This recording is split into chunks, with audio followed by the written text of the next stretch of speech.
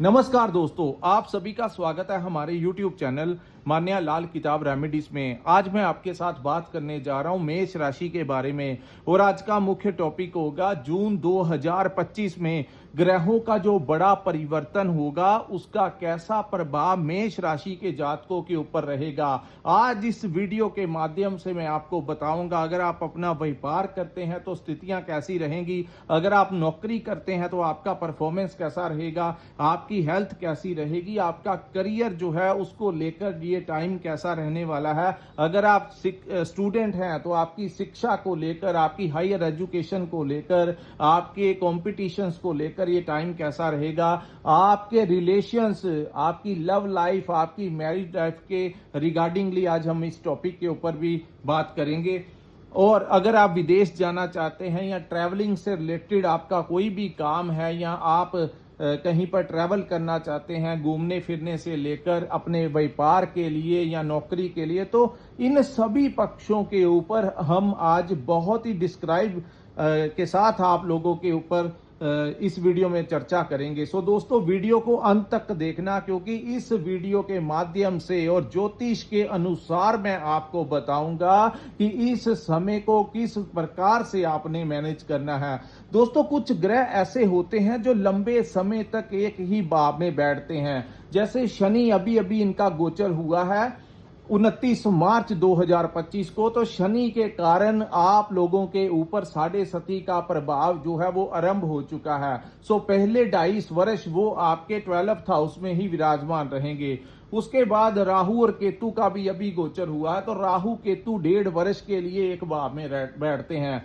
इसके अभी अभी देवगुरु बृहस्पति का भी 14 मई को गोचर हुआ है, तो गुरु का भी गोचर जो होता है वो लंबे समय के लिए होता है। लेकिन कुछ ऐसे ग्रह होते हैं जिनका प्रभाव भी बहुत बड़ा होता है। शुक्र, जिनको भौतिक सुख संसाधनों का, वाहन का, ट्रैवलिंग का कारक कहा जाता है, इसके अपने ही मायने होते हैं। बिना शुक्र के इन लग्जरी लाइफ जो है वो जी पाना मुश्किल है। अन्य ग्रह, हर ग्रह के अपने अपने अधिकार क्षेत्र होते हैं। सो इनके गोचर के कारण जो हर महीने गोचर होता है, सूर्य जिसको ग्रहों का राजा कहा जाता है, तो इनके प्रभाव भी बहुत ज्यादा होते हैं, जिसके कारण हम हर महीने आपके लिए राशिफल लेकर आते हैं। अगर ग्रह गोचर आपका फेवर करते हैं तो हम आपको यहां पर मार्गदर्शन ये देते हैं कि इस समय आगे बढ़िए, मेहनत कीजिए, और आगे बढ़ेंगे तो कोई ना कोई बहुत बड़ा रास्ता आप लोगों का इंतजार करेगा। लेकिन अगर कोई ग्रह किसी खराब भाव में बैठ जाए तो वहां से भी हम आपको कहते हैं कि इन चीजों से थोड़ा सा आप लोगों को अवेयर रहकर चलना होगा। सो दोस्तों, ये जो सामने मैंने आपके कुंडली बनाई है, ये आपकी चंद्र राशि के अनुसार मेष राशि की कुंडली है। यहां पर आपने चंद्रमा के बारे में हम ज्यादा डिस्कस नहीं कर सकते, उसके लिए आपकी जन्म कुंडली ही देखनी पड़ती है, क्योंकि चंद्रमा हर 2.25 दिन के बाद एक भाव को छोड़ के दूसरे भाव में चले जाते हैं। इसके कारण वीडियो बहुत ज्यादा लंबा हो जाएगा। सो हम आपके अन्य ग्रहों के बारे में आज चर्चा करेंगे, और यहां पर यह भी मायने रखता है कि आपके ऊपर किस ग्रह की महादशा, अंतरदशा, परतंत्र दशा चल रही है। वो ग्रह जिन भावों में बैठे होते हैं उनका प्रभाव बहुत ज्यादा देखने को मिलता है। सो दोस्तों, इस महीने शुक्र जो है आपके लगन भाव में बैठे रहेंगे। ये बहुत ही अच्छा गोचर है जो आपके पक्ष में हुआ है। आपके धन भाव के स्वामी का और आपके सप्तम भाव के स्वामी का लगन भाव में आकर बैठना कहीं ना कहीं इस समय एक सकारात्मक, एक पॉजिटिव सोच के साथ आप आगे बढ़ते हुए नजर आएंगे,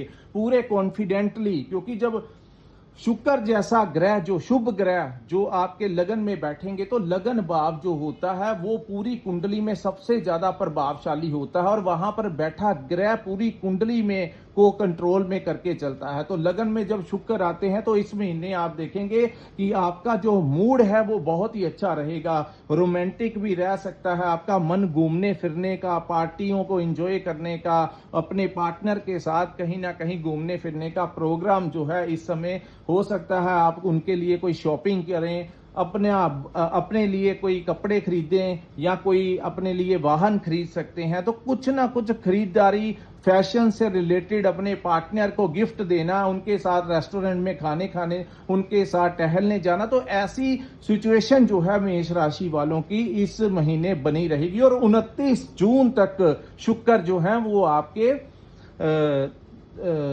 लगन में बैठे रहेंगे तो शुक्र का रिस्पॉन्स बहुत ही अच्छा होगा। विदेश से कोई लाभ इस समय आपको मिल सकता है। जो लोग विदेश के साथ कोई इंपोर्ट एक्सपोर्ट का काम करते हैं या किसी ना किसी जरिया सोशल मीडिया से काम करते हैं या उनका इंपोर्ट एक्सपोर्ट का कोई भी ऐसा कार्य है जिसका लेन देन विदेशी मुद्रा के साथ है, तो शुक्र के कारण इस समय आपको बड़ा ही जबरदस्त लाभ मिलेगा। हो सकता है जिन लोगों की प्लानिंग है अपने लिए कोई घर वाहन खरीदने की, तो इस समय उनकी वो अचीवमेंट भी जो है आपको लोगों को इस महीने जून के महीने बहुत ज्यादा लकी महीना आप लोगों के लिए साबित होगा।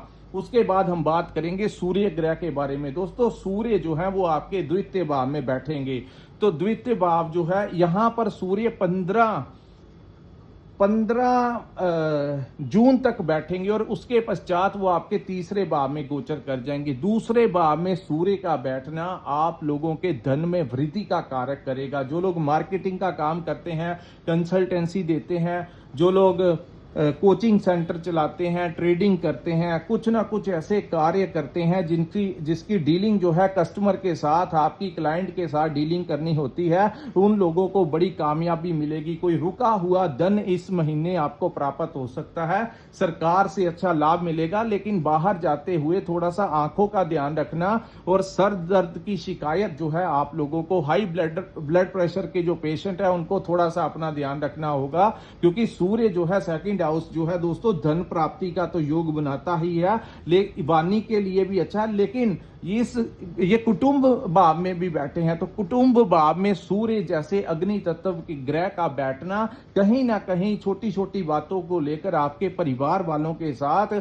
आपकी जो वाणी है उसमें थोड़ी सी अग्नि तत्व जो है वो आ सकता है, जिसके कारण घर के रिलेशंस जो है आपके खराब हो सकते हैं। सो आप लोगों को चाहिए, अगर कुटुंब भाव में भी सुख शांति बनाना चाहते हैं तो आप उतना ही बात कीजिए, या फिर ज्यादा रूखापन जो है वो आप लोगों को छोटी छोटी बातों को लेकर किसी को जवाब दे देना, अपने पिता को, अपनी माँ को, अपने पति पत्नी का आपस में, अपने बच्चों के साथ, तो ऐसी चीजें मत करना जिससे आपके कुटुंब का, आपके परिवार का माहौल जो है उसके ऊपर डिस्टरबेंस आए।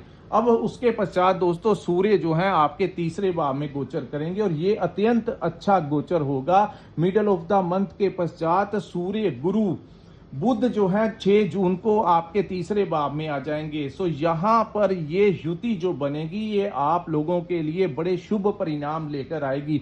एक तो आपके ज्ञान में वृद्धि होगी। जब भी सूर्य और गुरु आपस में मिलते हैं तो इंसान के ज्ञान को बड़ा तेज कर देते हैं। सो आपकी जो इंटेलिजेंसी है, जिस बौद्धिक क्षमता के साथ आप अपने कार्यों के फैसले लेते हैं, अपनी मैनेजमेंट करते हैं, कुछ भी आप काम करते हैं, उसमें आपके ज्ञान में वृद्धि होगी। आपको सरकारी सपोर्ट इस समय मिल सकता है। जिन लोगों का किसी भी डिपार्टमेंट में, सरकारी डिपार्टमेंट में कोई रुका हुआ कार्य है, उन लोगों को चाहिए कि इस समय प्रयास करेंगे तो आपको आपके कार्य होने की संभावनाएं हैं। आपका प्रमोशन हो सकता है, आपकी सैलरी बढ़ सकती है, उच्च अधिकारियों का आपको सपोर्ट इस समय मिलता हुआ नजर आ रहा है। उसके बाद दोस्तों यहाँ पर तीसरे भाव में सूर्य जो गुरु और बुध के बैठने से आपके साहस और पराक्रम में वृद्धि होगी। इस महीने आप देखेंगे अपने किसी भी कार्य को लेकर आलस में नहीं जाएंगे और आपका ऐसा स्वभाव हो जाएगा कि आज का काम जो है वो आज ही निपटाना है। तो ऐसी स्थितियां जो हैं आप लोगों के लिए इस महीने बनती नजर आएंगी। लेकिन कुटुंब भाव को लेकर थोड़ी परेशानी प्रथम 15 दिन इसीलिए भी रह सकती है क्योंकि शनि की जो दृष्टि है वो सूर्य के ऊपर होगी।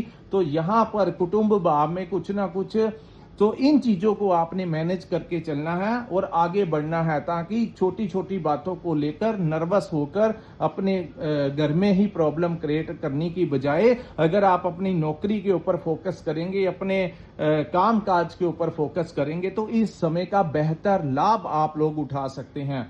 उसके बाद किसी भी डिपार्टमेंट में, सरकारी डिपार्टमेंट में किसी का भी आपका कोई काम अटका हुआ है, नहीं हो रहा, तो इस समय 15 के पश्चात अगर आप प्रयास करेंगे तो आपका वो कार्य जो है, आपको वहां के प्रशासनिक अधिकारियों का सपोर्ट मिलेगा और आपका काम जो है वो होने की संभावनाएं हैं।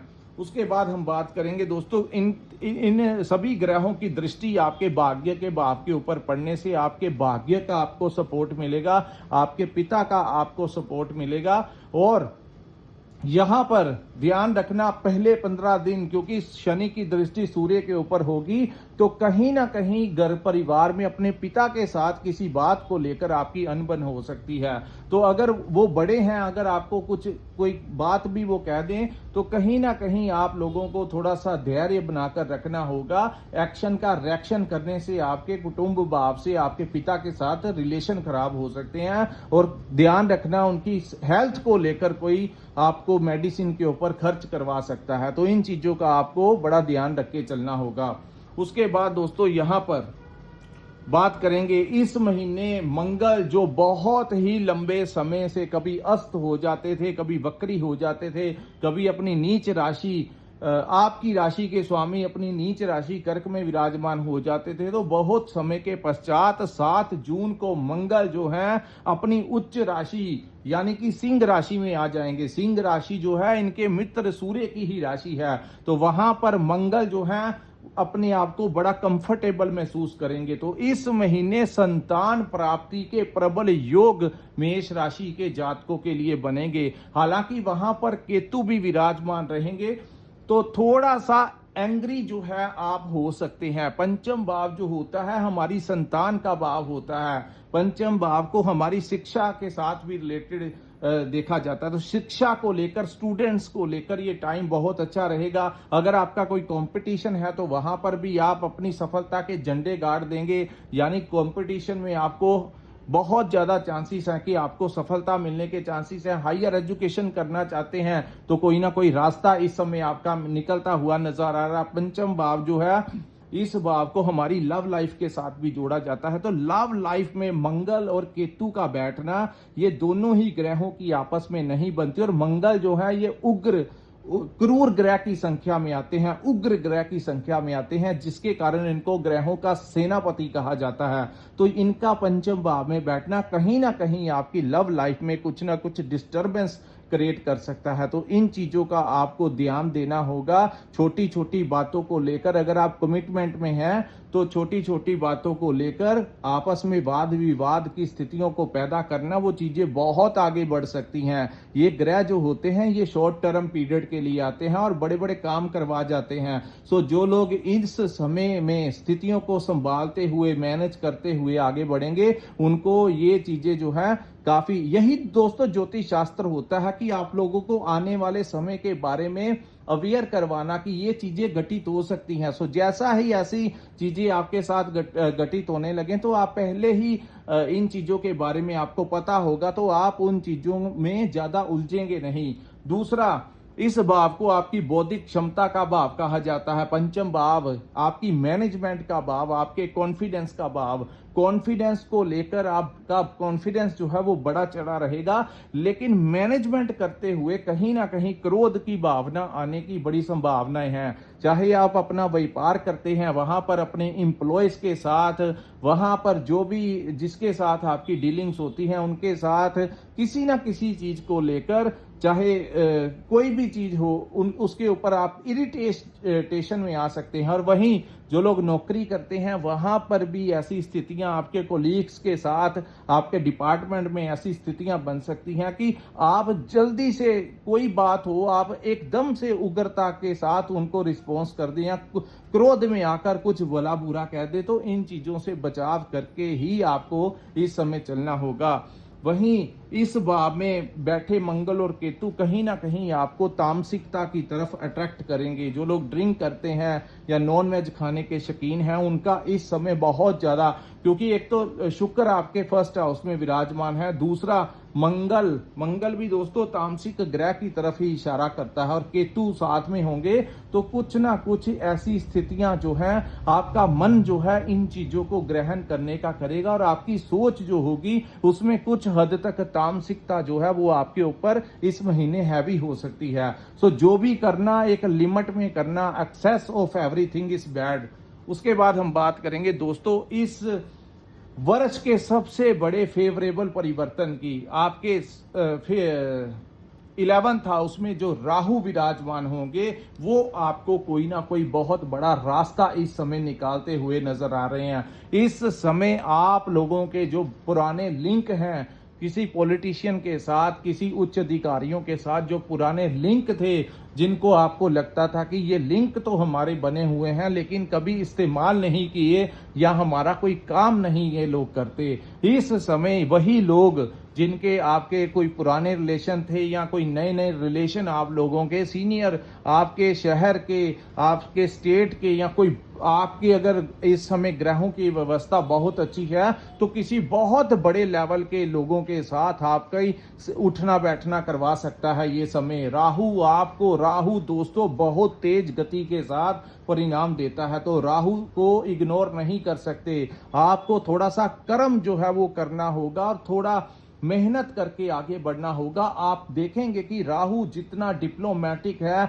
इतना डिप्लोमेटिक कोई भी नहीं है। वो आपके रास्ते जो है वो साफ करता जाएगा, आपको मंजिलों की तरफ बढ़ाता जाएगा और सोर्स ऑफ इनकम में वृद्धि होने के मेष राशि वालों के बड़े चांसेस इस समय दिखाई दे रहे हैं। यानी कि आपकी इनकम में किसी ना किसी जरिए बढ़ोतरी होने वाली है। कोई ना कोई एक अन्य कार्य से भी, किसी अन्य स्रोत से भी आपको धन आने की संभावनाएं बढ़ती हुई नजर आ रही हैं। और दूसरा, जो लोग चाहे आप कोई नौकरी करते हैं वहां पर भी आपको कोई बहुत बड़े लेवल के ऊपर कोई स्विचिंग करवा सकते हैं, आपकी सैलरी पैकेज को डबल करवा सकते हैं। कुछ ना कुछ बड़ा इस समय राहु जो है वो आपको वरदान, गोल्डन पीरियड, राहु अकेला ही दोस्तों कलयुग का राजा इसको कहा जाता है। अगर राहु जैसा ग्रह जब लाभ भाव में किसी के बैठ जाए तो वो बहुत ज्यादा कंट्रोल उसका कुंडली के ऊपर हो जाता है। इसीलिए तो हम कहते हैं कि मेष राशि वालों को ये जो प्रथम चरण है 7.5 का वो तंग ज्यादा नहीं करेगा,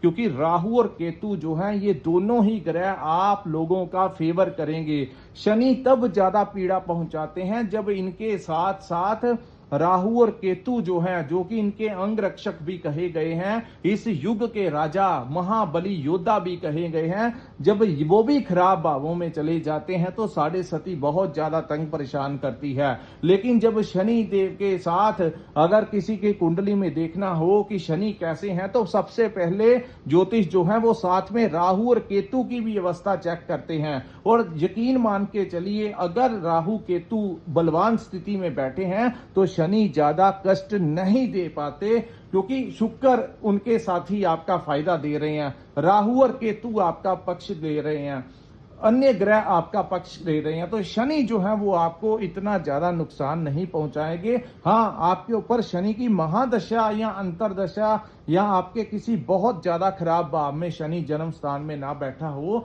अन्यथा आम नॉर्मली देखा जाएगा तो शनि इतना तंग परेशान मेष राशि वालों को नहीं करेंगे। तो यहां पर दोस्तों राहु आपको अत्यंत लाभ दे सकता है, आपको किसी भी जरिए से आपको आगे लेने की कोशिश करेगा। जो लोग सोच रहे थे कि हमारा समय कब बदलेगा, इस समय आप अगर थोड़ा सा मेहनत की तरफ ध्यान देंगे तो ये समय आपका बदलेगा ही बदलेगा। उसके बाद हम बात करेंगे दोस्तों राहु के ऊपर शनि की, जो कि आपके मीन राशि में जो विराजमान है और आपके 12th हाउस में विराजमान है। तो यहां पर थोड़ा सा इन चीजों का ध्यान देना होगा कि व्यर्थ की यात्राएं जो हैं आपको नहीं करनी है इस महीने। कोशिश कीजिए व्यर्थ की यात्राएं जो है किसी पहाड़ी इलाके में घूमने जाना, इन चीजों से थोड़ा सा बचाव करके चलना है। आप लोगों को इस महीने अपने फोकस करना अपने काम काज के ऊपर और डिप्लोमेटिक के साथ आप आगे बढ़ना और थोड़ा सा ट्रैवलिंग का ध्यान रखना। दूसरा, बहुत जरूरी काम है तो आप किसी के साथ बैठ के जा सकते हैं, लेकिन जितना हो सके खुद ड्राइव मत कीजिए।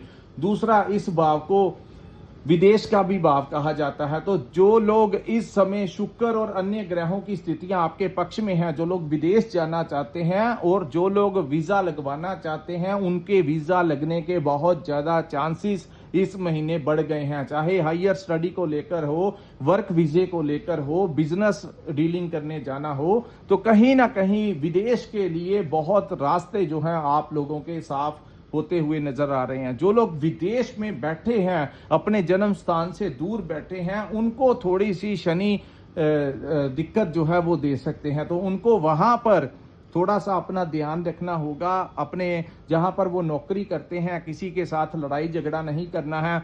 दूसरी बात, शनि जहां पर विदेश के भाव में बैठे हैं, तो आप लोग अगर विदेश में बैठे हैं तो दोस्तों वहां पर अगर आप कोई व्यापार कर रहे हैं तो वहां पर बड़ी बारीकी के साथ सोच समझकर इन्वेस्ट कीजिएगा।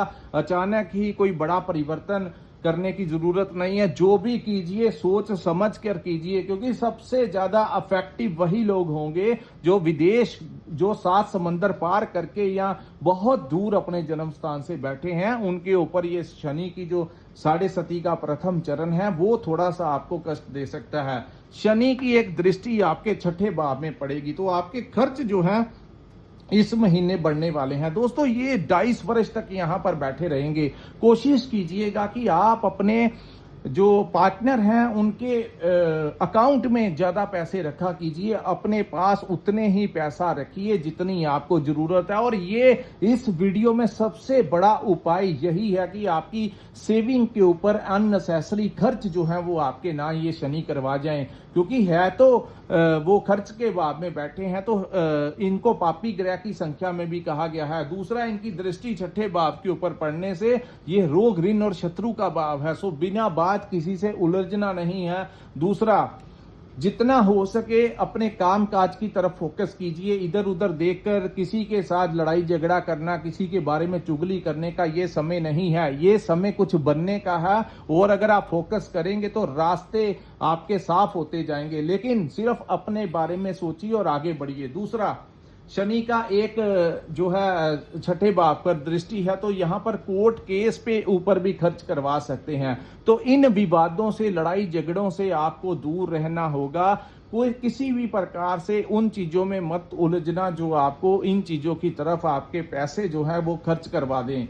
तीसरा, अपने बॉस के साथ, अपने कोलीग्स के साथ ज्यादा दखल अंदाजी मत करना। अपना आराम से कार्य करना ताकि उनके साथ, क्योंकि 6ठा भाव जो है इन चीजों से रिलेटेड है तो आपको जितना इन चीजों से बचाव रख के चलना होगा और व्यर्थ के खर्चों से आप लोगों को बचाव करके चलना होगा। और अगर आपके पार्टनर की कोई अन्य राशि है तो उनके अकाउंट में आप स्विच करवा सकते हैं। हाँ, उनकी कुंडली में ग्रहों की अवस्था अच्छी हो तो उनके ऊपर अगर आप उनके अकाउंट में ट्रांसफर कर देंगे तो आपके ऊपर जो अननेसेसरी खर्चे आपको शनि ने यहां पर करवाने हैं उनके ऊपर बहुत बड़ा कंट्रोल हो जाएगा। सो आपकी सेविंग अकाउंट के ऊपर बड़ा डाका नहीं पड़ेगा। तो इन चीजों के साथ ये था दोस्तों मेष राशि वालों के लिए जून 2025 का राशिफल। अगर आपको ये वीडियो अच्छा लगा तो कृपया इस वीडियो को लाइक कीजिए, हमारे चैनल को सब्सक्राइब कीजिए। नीचे कमेंट सेक्शन में कमेंट करके जरूर बताइए